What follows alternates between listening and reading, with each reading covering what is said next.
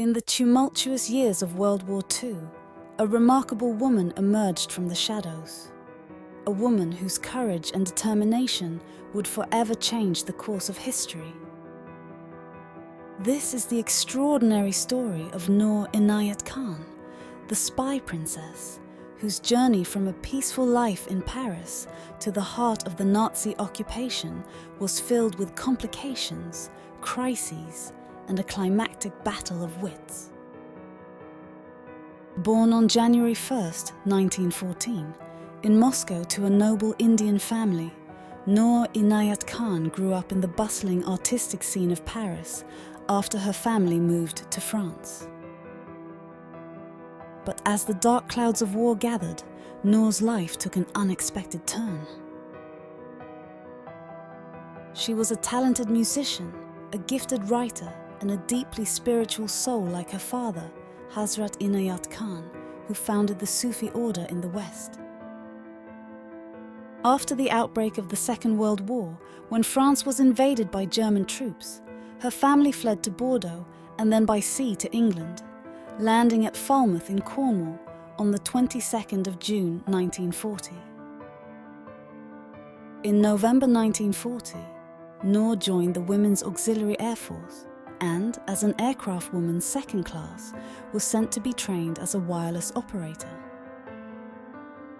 Noor was deeply influenced by pacifist ideals. Her brother Vilayat remembered trying to stop his sister going on her mission for fear of the danger that lay ahead. He said, "You see, Nora and I had been brought up with the policy of Gandhi's non-violence, and at the outbreak of war, we discussed what we would do. She said, 'Well, I must do something, but I don't want to kill anyone.' So I said, 'Well, if we're going to join the war, we have to involve ourselves in the most dangerous positions, which would mean no killing.'" Despite facing prejudice due to her Indian heritage, Noor proved herself as a capable wireless operator. Noor's resilience and determination won her friends and allies. But fate had a grander plan for her. Noor was recruited into the Special Operations Executive as a spy. She was dropped into Nazi-occupied France. As a radio operating spy, Noor's life was filled with extreme danger. Her role required nerves of steel and incredible bravery. Hiding themselves as best they could, with aerials strung up in attics or disguised as washing lines, they tapped out Morse on the key of transmitters, and would often wait alone for hours for a reply saying the messages had been received. If they stayed on the air transmitting for more than 20 minutes, their signals were likely to be picked up by the enemy, and detection vans would trace the source of these suspect signals. When the operator moved location, the bulky transmitter had to be carried, sometimes concealed in a suitcase or in a bundle of firewood. If stopped and searched, the operator would have no cover story to explain the transmitter.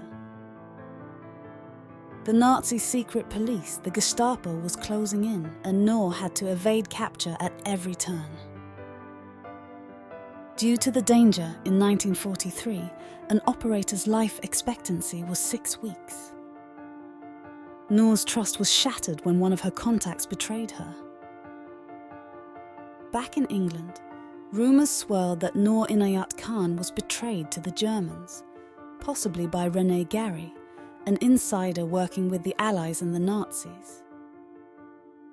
On the 13th of October 1943, Noor was arrested and interrogated at the SD headquarters at 84 Avenue Foch in Paris.